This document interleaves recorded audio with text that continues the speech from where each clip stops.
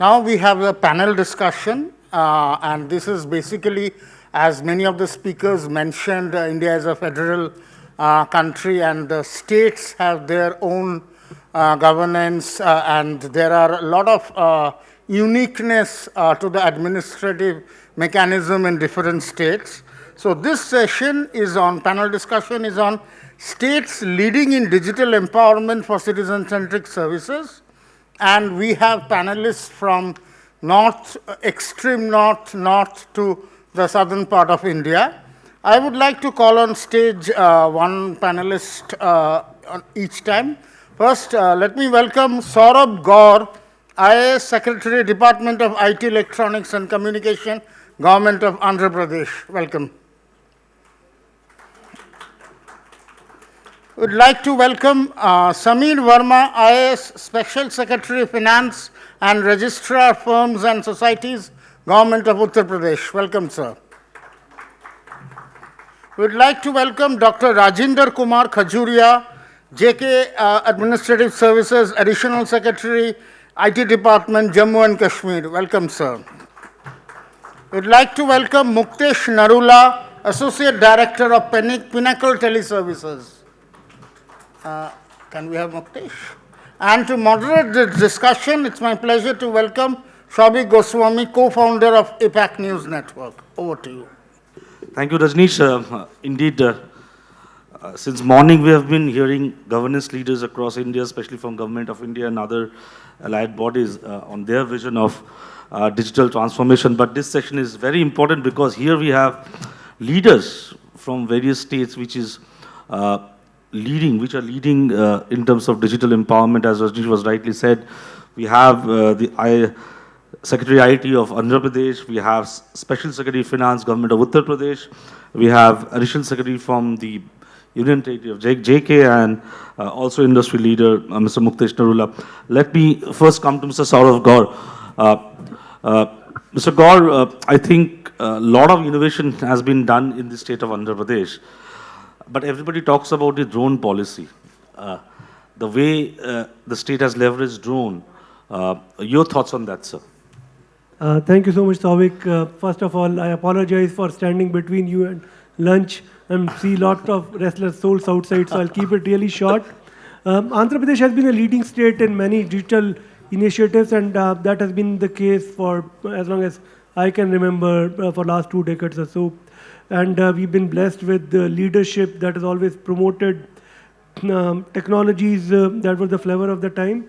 Andhra Pradesh was the first state to set up a drone corporation, and today we run the biggest drone-based public service delivery program in the entire country.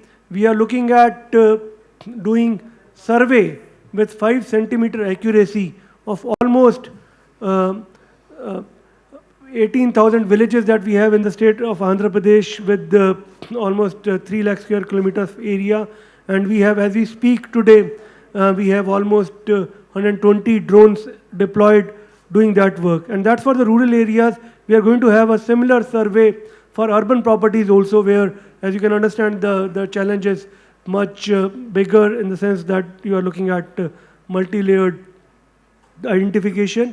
But not just that, we are looking at becoming a very strong state in drone manufacturing, and in the entire digital sky framework also we have come out with very strong policies for electronic manufacturing and drone manufacturing, which includes power being made available at 4.50 rupees for next 7 years, water being made available at around 55 rupees per liter per day, per liter, I'm sorry, and having the common infrastructure in terms of whether it is the common landing pods or the tools as well as assembly infrastructure. So there is a lot that is happening, and I welcome all of you to see the glorious things that are happening in the state of Andhra Pradesh. Saurabh, I'll just ask a question. Apart from drone policy, because we know AP is known for also leveraging emerging technologies. As an IT secretary, can you just briefly tell us about how your state is leveraging emerging technologies when it comes to citizen-centric services? Maybe 2 minutes to you, sir. Yeah, thank you for asking that. So you talked about federated architecture. Today, while Government of India does X, state governments usually do X plus. Because of the fact that the local contexts are different, So for example, we run our citizen service delivery platform. It is called Gram Sachivalaya, Vard Sachivalaya, where almost 400 odd services are delivered through these 15,000 odd Sachivalayas, and then there is digital footprint also available for all these services. Now what that is leading to is huge amount of data that is coming up. And that data, we've seen Mr. Sethi describe dashboards and evidence-based decision making. So today when we look at our scholarship program, while we are disbursing scholarships through direct benefit transfer, we are also looking at what are the colleges doing, what kind of courses are becoming popular, what kind of developments can be done in the education sector, and so on and so forth. We are going to run among the biggest facial recognition programs also. Obviously, we believe in privacy first and securing the rights of individuals, but with consent artifacts built in, we are looking at building facial recognition, computer vision systems for all the program deliveries that we do. Right, right. So from the southern part of the country, let's move to the northern part of the country. Not to J&K, but first via Uttar Pradesh. We have with us Mr. Sameer Verma, Special Secretary Finance, Government of Uttar Pradesh. I remember Sameerji joining us in the first edition of this IDM in 2021 virtually. There he said a very interesting thing. He said in the state of Uttar Pradesh, because of the digital interventions and the way we are using fintech, number of ATMs have gone down, if I'm not wrong. So that's a remarkable thing, because that's what we want for good governance, that people don't go to government offices or don't go to bank. But the governance should be there. So Sameerji, your thoughts on how the state of UP is leveraging innovation, especially when it comes to citizen-centric services. Maybe 5 minutes to you, sir. I know I'm playing a very bad role today because we are standing in between lunch and this, but even in 5 minutes, we can share with us what you want, sir. Yeah. Thank you so much for having me here. And my previous speaker before this session was speaking about some interesting facts regarding WhatsApp. So let me start from there only. And around 10 years back, my friend came back from a very exciting exotic location and he wanted to share some pictures and videos with me. And I thought, please mail it to me. So he advised me, why don't you join WhatsApp? And that's how I downloaded WhatsApp. And now WhatsApp has become a part of our life. And every day before going to bed, we have to make it sure that if you have in your group some nasty friends and some everlasting friends on digital media saying good morning and good night every day, so every night before you go to bed, you have to clean it up. The first thing is that. Second thing is that just before the previous session, when Mr. Bansal was speaking about the mind-boggling data regarding banking transactions and all, let me share some figures with you where UP is standing right now. I'm very happy to say that as far as the number of digital transactions are concerned, we stand at number 7 in the country. And of course, Andhra Pradesh is ahead of us, and 6 more other states. 3 of them are these union territories, Chandigarh being the number 1. And why we say that we are satisfied and we want to improve our position further in the future, because so-called industrial states like Tamil Nadu, Karnataka, Punjab, Haryana, and Karnataka, they are not in these top 7 lists. So the story tells it all, that how we are moving forward. And there was also some description, discussion about some various schemes launched by the Government of India. Let me share it with you. Like in Jan Dhan Yojana, we are standing at number 1 in the country, with the account opening of 8.11 crore. In Pradhan Mantri Suraksha Bima Yojana, we are number 1 in the country. In Atal Pension Yojana, we are number 1 in the country. And as far as the digital transaction which took place during the last one financial year itself, the number is mind-boggling, 519 crore transactions in UP alone. So it shows that UP, which always has been counted among the Bimaru states along with Madhya Pradesh and all other states, how we are marching ahead on the digital path. That's an interesting story to see, and why we want to achieve that. See, whenever we say that let's go digital, so what is the objective we want to achieve? First thing is speed, transparency, and this non-discriminatory nature in the decision making. So in UP, what we are doing, apart from e-governance, we are also focusing on e-government.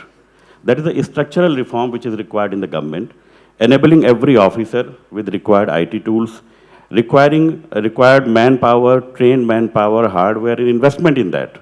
Our IT department lately has become one of the most important departments in the state, And you must have heard in the news that we have distributed tablets and smartphones to the young students who have just passed out class 10th and 12th, class 12th. And during COVID, as the previous speakers have been saying in the previous session, the COVID, it really has come to us as a state as an opportunity to move ahead in the field of digital finance and digital government. Now, because I'm from the finance background, so in UP, when you want to connect with the government, what forces you to connect to the government? Only in two situations. Once, if you want a service from the government, other if you have a complaint with the government. So in any state, like in UP itself, I think we have the most robust public grievance complaint and redressal system, that is IGRS, Integrated Grievance Redressal System. And you must be happy to know that around 4 crore applications in last 3 years have landed on that platform, and more than 90% are the disposal level, around 90% to be precise. Another portal which we have launched 3 years back, that is Nivesh Mitra portal, to attract new investment in the state and opening of the new firms. Under the same line, in the Union Budget 22-23, there was an announcement of Parivesh portal. That is similarly on the line of Nivesh Mitra portal. And on Nivesh Mitra portal, let me inform the House that the unsatisfactory percentage regarding the consumer is less than 5%. And in last 3 years, we have been able to grant licenses to more than 8 lakh firms in state of Uttar Pradesh itself. So these are the stories, and because of our sheer number of population, we account for around 18% of the population of the country, with the 23 crore people in UP. Whatever we do, that makes a news, of course. So, and lately, you see, whenever there is a talk of digital governance or e-governance, there are 4, major steps. The first thing is that your presence, how you are present in the digital world. Second thing is that how do you interact? Interact with the employees, interact with the public, interact with the other stakeholders. The third thing is that transaction. When somebody lands on your portal with some service or with some grievance request, how do you transact that? And then the overall landscape changes, and that we call as transformation. So state of UP is also delivering on all 4 fronts. We are doing government to citizen services in the form of this IGRS and all the services which are available through our digital platforms. We are doing from government to business services also. GEM portal is one of the excellent examples, and the Nivesh Mitra portal, which has been developed by state of Uttar Pradesh. Then government to employee portal, where all the services which are related to government employees, like in Uttar Pradesh, all the annual confidential reports of the employees, they are all online. You are not supposed to fill up your forms, the confidential reports physically. Secondly, just 2 months back, 3 months back, we have launched a portal, e-pension portal, right? In state of Uttar Pradesh, we have more than 2.8 million government employees. And it was a problem with them that even after their retirement, it took usually 5 to 6 months for their first pension to get credited into their account. So we have made a portal, and the portal believes on 3 parameters. It works on 3 parameters. That is trust. We believe on our government employee that whatever information he is furnishing to us, that is correct. Third is time, and second is time, and third is transparency. So within 1 month of his retirement, we are now able to transfer his pension into his account seamlessly.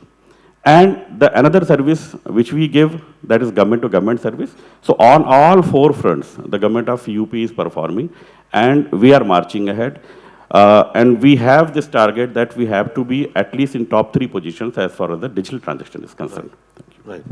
Thank you, Mr. Samir Verma, for sharing with us the kind of work being done in the state of Uttar Pradesh. And you have a chief secretary who himself is a technology enthusiast. I think that must be also a guiding force for your state.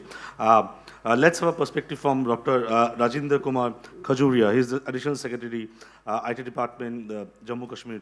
Mr. Khajuria, can you share with us the kind of technological interventions being done in J&K, especially when it comes to citizen-centric services? Yeah, definitely. Actually, we have so many IT initiatives, specifically if I talk about the citizen-centric services. And if I'll start speaking on it, I think I need hours and hours to speak. No, you But, have 5 minutes but with you. I just concise to very few and very important one like Janta Ki scheme and Janta Ki Bhagidari. That is one of the most important and very effective scheme. That was, in other words, we can call it as a beam and empowerment. They are two different interlinked schemes. If we talk about the empowerment and beams, first I'll talk about the empowerment. In this empowerment, what happens is all the works which are to be executed on ground, those works needs to have first of all proper technical sanction, administrative approvals, and subject to the availability of funds. They are very, very important things. And only once those works gets approved, and if the funds are available, then only the tender can be called. Once the tenders are being called and the work simultaneously, the pre, during, and post photographs of those works, they have to be loaded on the portal. Simultaneously, all the funds are being released through the beams directly to the DDO level. And even in the treasuries, the funds cannot be released until or unless all the development stages are being uploaded.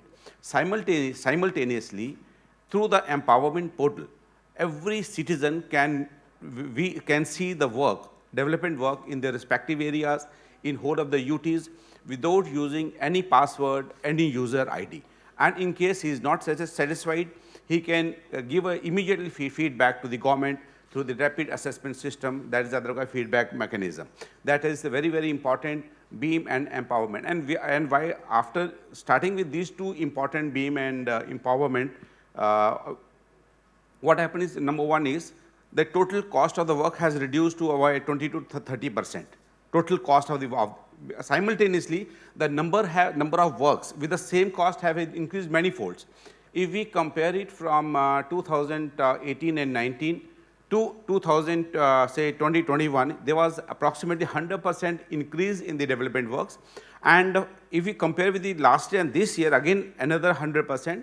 And we are anticipating that in the coming year, right, 2022-23, we will be able to have more than 40,000 works. And if we go back to the figure of 2018-19, there were only 9,229 works were executed. And so the pace of development works have increased, number one. The cost of work has reduced, and there is a complete transparency. Even a citizen sitting at a remotest of the remote area of JK is accessible to the development works being carried out in the respective blocks. This is number one. Number two, normally we have about more than 200 plus online services which were being developed by different departments at the different website, different portals. And with that, what is happening is, due to everybody knows that in India in general, and when I talk about my UT, we have a IT illiteracy. We must accept to that, number one. Number two is, when we have different number of portals, different websites, so even I'll feel little uncomfortable to browse through all the different portals to search to reach at a specific website or a specific click to get my services online. So ultimately, the basic goal of our government, that was a zero tolerance to corruption, number one. Number two, every citizen sitting at the remotest area should not come to the office. He should get all the services through online. He should get all the documents while sitting at their respective homes, in their respective offices. So these important goal of our government, it was getting defeated. So ultimately, the government of UT, under the definitely able guidance of our Honorable Lieutenant Governor, our Chief Secretary of JK, and because they were very enthusiastic with that. So we came out with another portal, we call it as a e-Unnat. E-Unnat is nothing but it is a unified portal. All the 219 online services were integrated on that portal, number one. All the services were integrated with the RAS integration, that is rapid assessment system.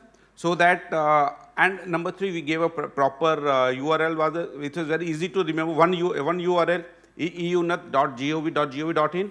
Anybody can just go and access to that. And recently, about 80 services are directly now, they have already been uploaded and they are working with that. out of that 33 services, they are G2C and the rest are for G2B services are there. Now, with this e-Unnat, now what we are getting feedback is that the people are getting their so many certificates, for example, domicile certificate, birth certificate while sitting at their homes. And simultaneously, these services have been integrated with the Umang, with the DigiLocker, and simultaneously, through their SMS, the alerts are being sent to the public that your application is at this particular stage. Now, simultaneously, they can assess their application, and if they're not satisfied, they can immediately give a feedback to the government, and immediately government intervenes into that. Simultaneously, because keeping in view the topography of our UT,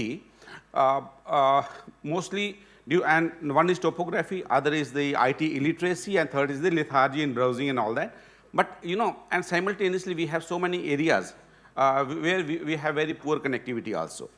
That might be due to topographical errors, topographical reasons, and simultaneously we are asked, UT is a bordering district, UT. So, keeping in those things, now we are integrating all the services on e-Unnat also. That is Aapka Mobile, Hamara Daftar. Because more than 88% of our population, they have access to the mobiles, smartphones. So, at least they can use their smartphone to avail all these services while sitting at their homes. This is another important thing which we are going to do. We are just going to integrate everything with a single motto, that is a zero tolerance to corruption, and no citizen should come to offices to avail any of the services or any of the certificate. Another important thing is aapki zameen, aapki nigarani. Means it is your land and you have to monitor that. Aapki zameen, aapki nigarani, under that thing, even the citizens can have the scanned copies of their Jamabandis, their Musaways, and all the other revenue documents while sitting at their homes. Then third question was with regard to the ownership, proprietorship of their lands. Because the lot of gabalabas going on in the underfield in the revenues, then we came for just to safeguard that area, we came with the land passbooks. That is very much available online, and once you have a land passbook, it is just like your bank account. If anybody tries, only thing is you have to give your number, integrate your telephone number with this particular scheme. If anybody wants to get tries to grab your land, immediately once that Jamabandi gets illegal Jamabandi gets issued, immediately you will get a SMS. Somebody is playing with your land. Please contact the revenue authorities immediately. So this is again very important thing. More than that, our Honorable Lieutenant Governor of UT, he has started Aam Ki Awaaz. Then LG Mulakat. There are two important aspects where all the grievances, which I told you, that all the services are, number one, they are integrated with the rapid assessment system to get the feedback. Simultaneously, our LG in the central level, one grievances cell have been started. We called it as a JKAS. Those grievances are being monitored directly by the General Administration Department, by our Chief Secretary of UT, as well as our Honorable LG. So, randomly, those aggrieved people, they'll have a direct access to the Honorable Lieutenant Governor during that LG Mulakat. So that is again a very important, and we are getting a very positive feedback from the public. That's very important. Likewise, of course, now I think he is giving me hint to stop. We have so many things to say. Right, anyway. But I think we can surely discuss this offline also. For the paucity of time, let me have a perspective from Mr. Muktesh Narula, Associate Director, Pinnacle Teleservices Private Limited. Muktesh, you heard the leaders from various state governments expressing what kind of work being done in those states. How Pinnacle Teleservices, an organization like Pinnacle, can help government leverage technology innovation when it comes to citizen-centric services? Your thoughts on that? I was reading a report by E&Y. They said that Indian people in one of their surveys have said that Indian government, 80% of them are happy with the way the government leveraged during the pandemic, the technology. And whatever learning has been here in this event, it sounds like a miracle to me because numbers are amazing. So that's one thing. And I'm very happy that, learning the UP numbers especially. I mean, I'm really amazed. As for Pinnacle to contribute, so we are a messaging company primarily, and it was good to hear from the gentleman that messages are being used for various reasons there. And so we have all the channel available for messaging, and that's how we contribute to the government's efforts to, digitalize communication with the citizens there.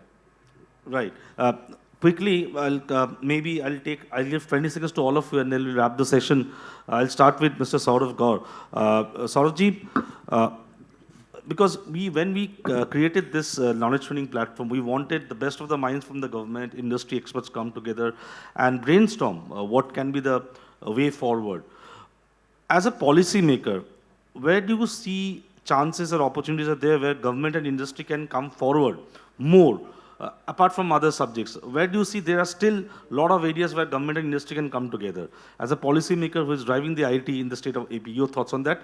30 seconds, the same question to all of you, sir. Yeah. Thank you. So, you see, there cannot be any policy making which is bereft of the context.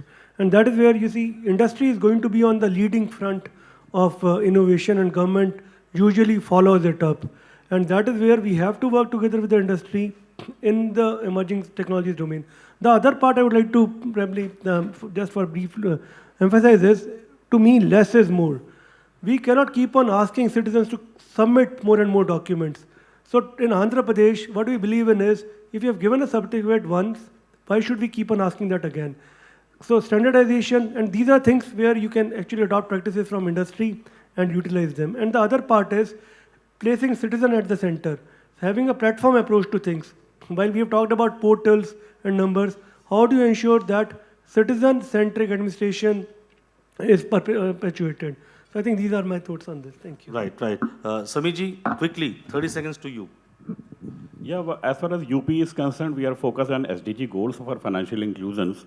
And by DBT itself, we have saved more than 8,000 crore by identifying also around more than 8 million fake and bogus accounts. So we are also looking ahead for improving digital literacy in our state. And merely making a website or an app is not sufficient. I mean, if you want to make yourself present in this virtual world, in this digital arena, the people, the user, they should also know that you are there. So how you are going to make them aware that your services and you yourself are there in the system or in the world? We are also working on if anything in the hybrid platform can be available so that more and more people can come into the loop and they can use it.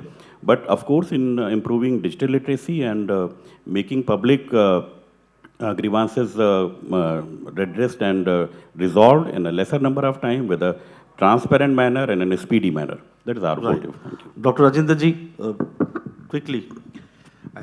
Thank you. See, what I feel, government as a policy maker and private industry as an executor, they are directly proportional for the development of an area, keeping citizens in the center. If government makes the policies, is very good in making policies, and our private sector is very good for the extension and publicity activities. If these two sectors join together under PPP mode, I think every corner of India can develop very easily. Right. With this, we come to the end of this. You want to add something? No, if you can. 20 seconds, you can add.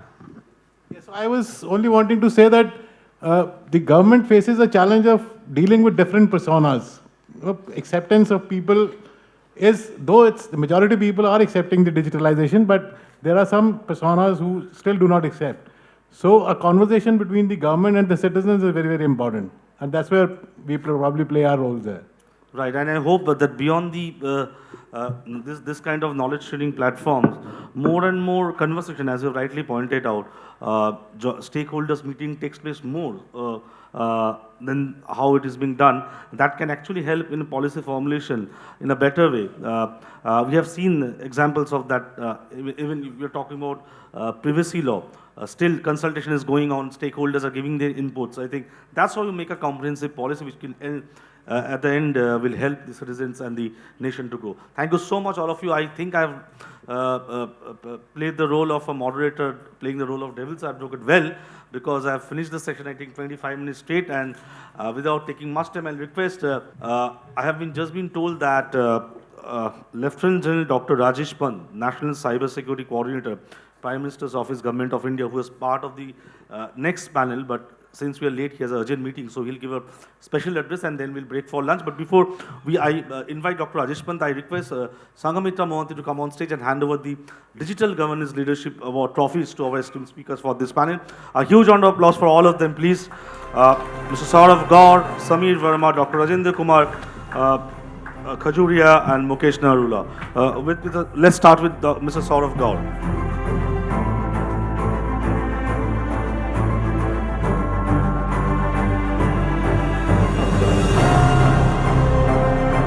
To Mr. Samir Verma, Special Secretary Finance, Government of Uttar Pradesh.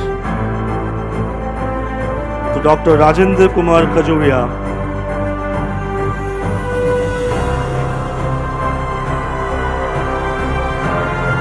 To Mr. Muktesh Narula.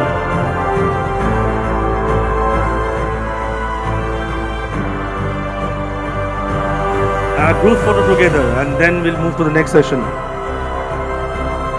Group photo together, please.